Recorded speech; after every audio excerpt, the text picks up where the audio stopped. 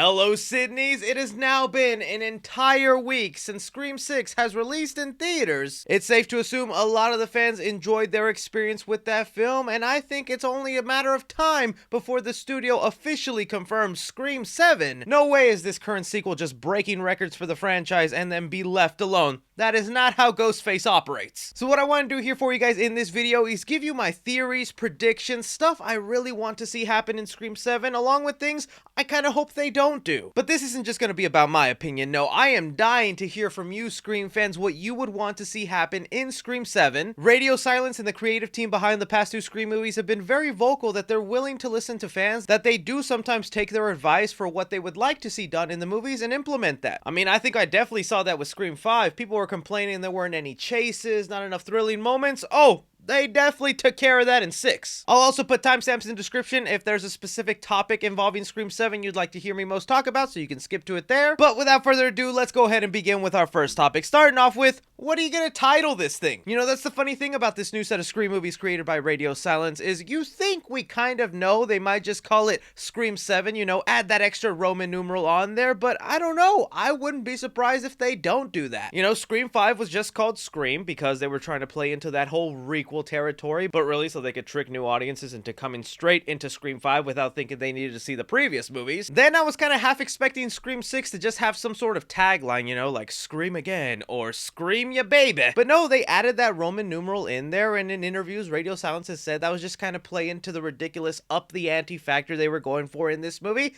and I was like, okay, cool. I wouldn't be surprised if Scream 7 doesn't have the Roman numeral and they just go back to a regular 7. Is it gonna bother me looking at my DVD collection when the numbers start to go completely off? Sure. But at this point, I really wouldn't mind it as long as we're being honest with what it is, Scream 7. I don't think I want a tagline though in this title. Alright, the next thing I'm predicting with Scream 7, or at least something I would really want, is a time jump. You know, I was mentioning as of right now, we don't have an official confirmation if Scream 7 is going to be happening. I think it will. And if we even want to take some of our sources that have given us good information throughout the making of the past two Scream movies, viewer Annan says that the studio is hoping to start filming this movie by October, meaning the studio is eager to get this stuff done, and I don't blame them. You know, Jenna Ortega is becoming a busy lady. They need to lock her in, and if she's available this October, they just got to make that sequel. But even if they pump out the sequel as fast as they did with this previous movie, I don't want this movie also to take place a year after the last movie. It completely worked in Scream 6, and I understand why they did it. You know, they were mirroring Scream 2. Plus, when you find out the motive of Ghostface and what's really going on, it makes a lot of sense why it would happen so quickly from the last time. But I think now that we've really grown to love the core 4 and all these other surviving members who will carry on to Scream 7,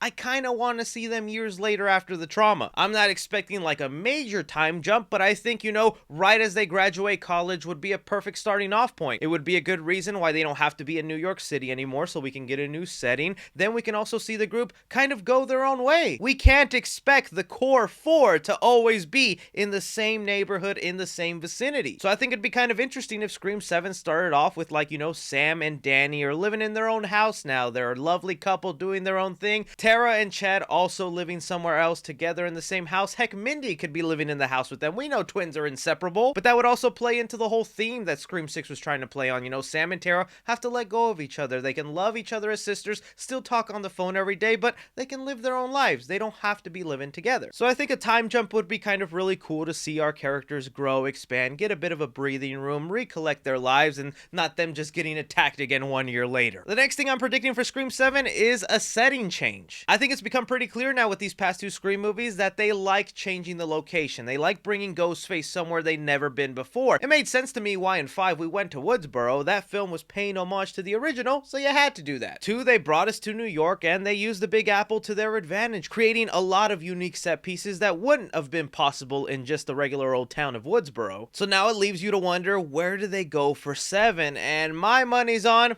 overseas, baby. In Scream 5, it was mentioned that Tara and Sam's mom, Christina Carpenter, which we are going to talk about in a sec here, was not in Woodsboro at the time of Scream 5 because she was in London on business. And I just feel like that little planting of the seed in 5 could be something expanded further and could be a good setting up for why our characters might need to go somewhere else. Because I do think the mom is going to be a large part of the next movie for several reasons, but if her job includes her going abroad to different countries, there's our doorway for Ghostface to follow the Carpenter sisters overseas. It doesn't just have to be London, it could be Paris, it could be Italy, it could be Tokyo. For 6 movies, Ghostface has stayed within the US, and I think it'd just be kind of cool to see him attack our characters somewhere else. And along with the setting, we didn't just have New York in Scream 6, it was also Halloween. It was an added element to this new location. So if we want to stick on that trend of an added element, let's make it snow, baby!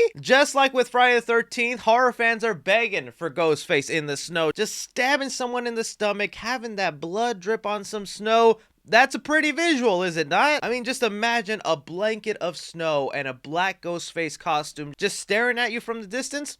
Pretty terrifying. I think that would also be a great added element in here, along with whatever setting our characters go to, making it snow, having it set in the winter. It's another thing that would keep things fresh and alive for Scream. To end off this point, before I segue into my next topic, one big thing Scream fans are noticing with this new trilogy of Scream films is they're very much mirroring the first trilogy. You had Scream 5 taking a lot of elements from the very first Scream movie, being set in Woodsboro, having the boyfriend be the killer, and then adding some newer elements in there. Scream 2, you had them going to college, going as far as using the exact same motive at the end, just a parent wanting revenge on our final girl. So it didn't take fans long to go, oh, so 7 will probably also take elements from Scream 3, obviously meaning it should take place in Hollywood. Bringing me into my next point, should Scream 7 mirror Scream 3? This is such a conflicting topic for me because one of the things I thought was holding Scream 6 back is them playing it safe at the end of the movie and just reverting back to an old motive that left things feeling kind of stale. I loved Scream 6 for taking such big risks, doing unique things for the majority of the movie, and then when that finale happened, I was kind of like, man, you were so close to doing something so cool and different. I mean, look at your opening scene in Scream 6. That was cool and different. So when I'm seeing fans online going, oh, Scream 7's gonna be copying Scream 3, that could be fun, they're gonna go back to Hollywood, I'm like,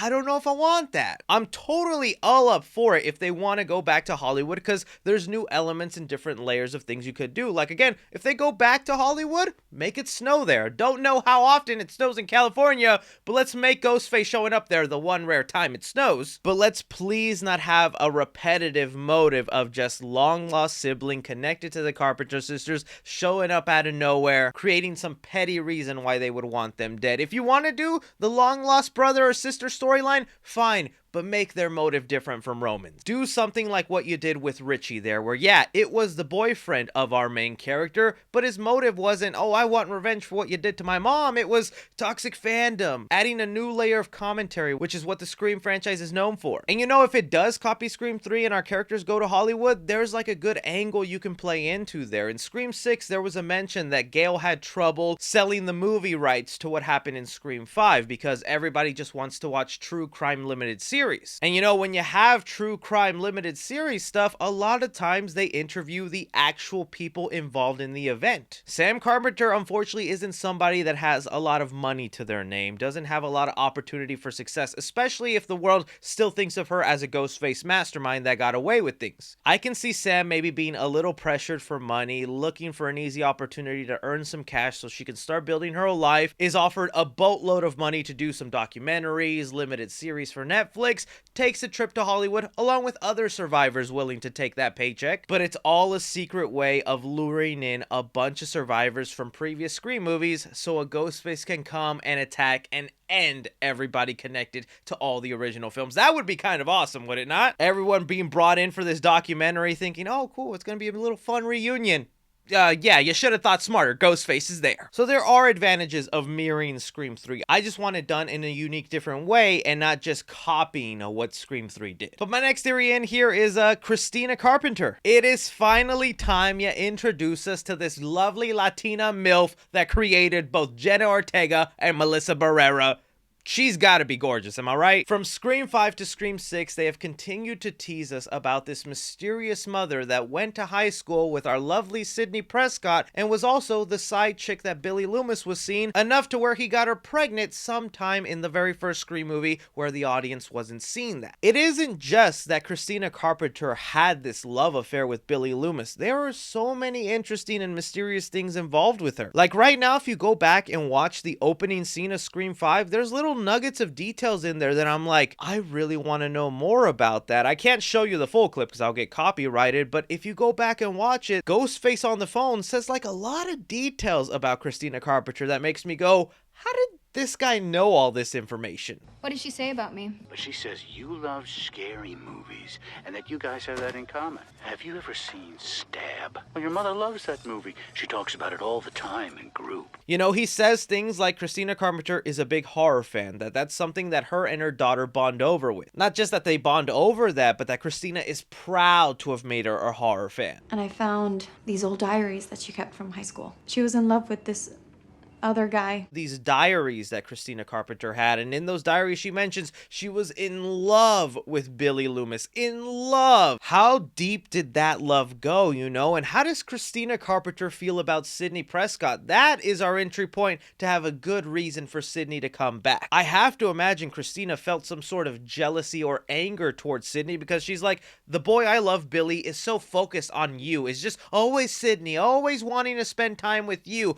I loved him, I was willing to accept him, but he just wanted you, Sidney. And we know she's crazy, because as soon as Billy ended up dead and the news plastered him as a murderer, Ghostface and whatnot, she was like, okay, who's a cute boy I can just say this baby belongs to? Oh, Tara's father. That's another guy I want introduced in there. I want Tara's dad to be in there. He abandoned both his daughters. That's got to do some really messed up things to his mind. Even more so if Tara's dad is constantly turning on the news and sees that his real daughter, Tara, is constantly being attacked by a Ghostface because of the connection to his fake daughter. That's motive right there for him to show up and take down Sam, because it's like, as long as you're alive, my real daughter's in danger. We really got to show respect to Radio Silence and the team here for creating characters we don't even know what they look like, yet the fan base is wanting to see their faces and have them be part of the 7th film. The last thing I'll say with Christina Carpenter, man, is I feel they could even tie it into Richie. One of the things that Scream 6 did that kind of was unexpected for me is make me love Richie as a Ghostface more than I did in Scream 5. I thought his motive was cool and whatnot, but as a Ghostface he seemed kind of like meh. But then seeing, you know, his giant collection that he had, making those short films, and he had this mastermind plan of making his own movie in real life, I wonder if the things he was saying at the beginning of the movie is because he was already doing some undercover work, kind of getting close to Christina Carpenter in real life, you know, if she actually was part of these AAA groups. Yeah, sorry. I'm a friend of hers from group. Tell her I'm from group. I'm Charlie. She's got my number. What if Richie showed up pretending to also be that, you know, and cozy up with her? Can you imagine Richie bagging both Christina Carpenter and Sam Carpenter? Because I'm like, how else did this Ghostface know that stuff at the beginning of 5? I know he could have been lying, or it could have just been Amber regurgitating information that her friend Tara told her over the years, but I think it'd be kind of cool if we get a flashback scene to Richie, you know, really laying out his plan and finding out as much as he can about Christina, even if she was like, oh, I have a daughter named Sam, she likes this, and this, and then Richie goes over to that bowling alley and uses everything her mom told her to win Sam over. It's like, they have a potential to make Richie even cooler. I just can't wait to see who they cast as the mom here. I know Melissa Barrera in an interview just said she wants Salma Hayek. That'd be an awesome choice. My other 2 choices would either be Eva Longoria or Justina Machado. If any of these 3 get chosen, I think it'd be really great for the series. But okay, moving on from there, the next thing that needs to be involved in Scream 7, Sidney, right? Sidney Prescott has to make some sort of return. You know, it's kind of a sticky situation, man, because, you know, you had Scream 4, a movie I love that I think is underrated and underappreciated. It bombed at the box office, you know, and that was the big return at the time for Scream. It hadn't been around for 10 years. It comes out and no one went to go see it. But then you bring us over to Scream 6, the first movie without Sidney Prescott, and it's breaking records for the series. I'm so scared that the studio's gonna look at that and go, we don't need Sidney, guys. We don't have to pay her what she's asking. Let's make 7. That would be such a dirty, messed up move. While I'm someone all up for Sidney Prescott getting her happy ending, sailing off into the sunset, I don't think it was set up just yet. Sure, you had like a little bit of that in Scream 5, but I just don't think it was like the perfect ending for that character to say goodbye to. And I feel like you have that opportunity to do that here in 7, is whatever this Ghostface is or whatever story they have planned, it can be a great end to Sidney ever having having to be part of a Scream movie, and we can move on to a world where a new generation of characters can be in it, and we don't have to worry about our original final girl possibly getting stabbed again. I mean, she's a mother with 2 kids. We all believe her husband is Mark Kincaid from Scream 3. Hopefully they bring him into 7. That's another thing I would want. But I also don't want her life messed up enough. I don't want her brought in just so her husband can die or one of her kids gets kidnapped. But along with like bringing in Christina Carpenter in there, of course I want to see that character and Sidney interact with each other. They were high school classmates. How is Sidney gonna feel after all these years? You were sleeping with my psycho boyfriend. Good for you. There's some awesome potential there. And so like I would just really hope they don't see the box office numbers and think they don't need Sidney. I think she is still important to this franchise, has one more good story left in her. I still definitely think they're going to bring back Gale and Kirby for 7 and all the surviving members of 6. And I kind of would just like to have another reunion of legacy characters with Kirby, Gale, and Sidney. And I guess with that said, it's finally time to talk about the giant elephant in the room.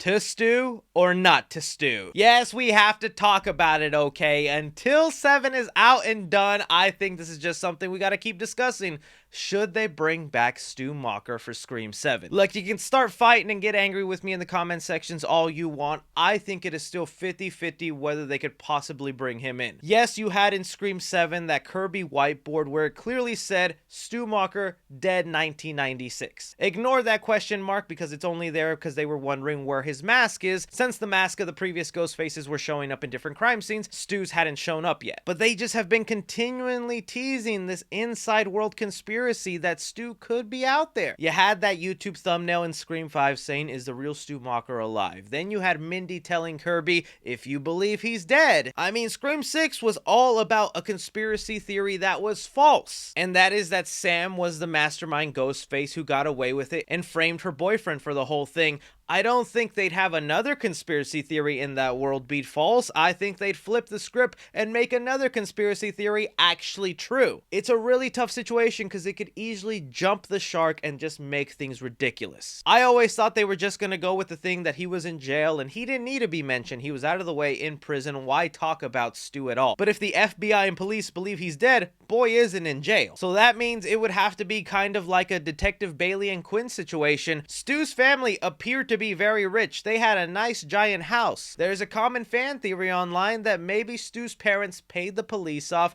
took his body away, and faked his death. They knew his son would go to jail for life or that something worse would happen to him, so they thought, better just hide him for all of eternity. I feel like that could even be an interesting motive in Scream 7 is what if a Ghostface finds out Stu's alive and Christina Carpenter knows about it, and there you go, you have your setup for this movie. Because I'm like, what if Christina Carpenter isn't taking these overseas business trips for her work? What if she's taking them from time to time to hang out with Stu? Stay with me on this, okay? We had those diaries. Christina Carpenter said, I loved Billy Loomis. She loved him, was willing to do anything for him. Who's to say she wasn't a secret Ghostface in the original movie? I mean, cue Randy here. True trilogies are all about going back to the beginning and discovering something that wasn't true from the get-go. Something from the past coming back to bite us. It's always about something we thought was true at one point, but then gets revealed to be differently.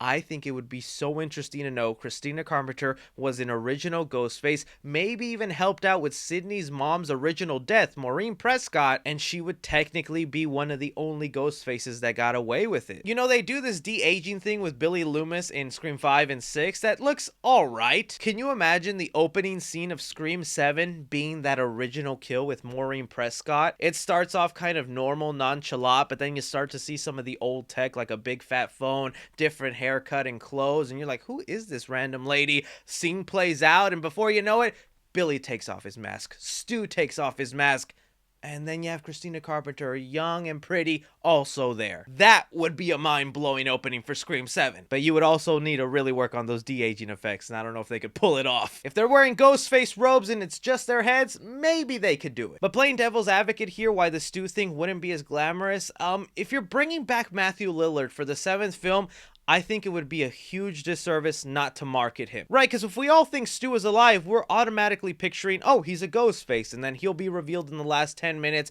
with his plan and how he survived all this time. But it's like, that's cool and all, but I don't want to see Mathew Lillard return 25, almost 30 years later, just for 10 minutes of screen time at the end of 7. That's why I think he's almost got to be a victim of Ghostface this time around, and the characters are on and off about whether we can trust him or not. That way you can also market him as part of the movie, and then at the end of the film you can have him go crazy, or you can have him be innocent. Really, I think the possibilities are endless right here. It's just kind of awesome to know we're about to get a Scream 7 movie, if it happens, and we have this much excitement, buzz, and also uncertainty to what they could do. Everybody's gonna have different theories and speculations to what could go on, and they're gonna deliver something awesome. At least I hope so. So this is where I throw it off to you guys. You hear all my thoughts and theories for Scream 7. Where do you fall on? What do you think could actually happen? Would love to hear it all down below. Don't forget to like, subscribe, follow me on Twitter at 3C Films or on TikTok at 3C Films. But as always, I'm Chris. Take care.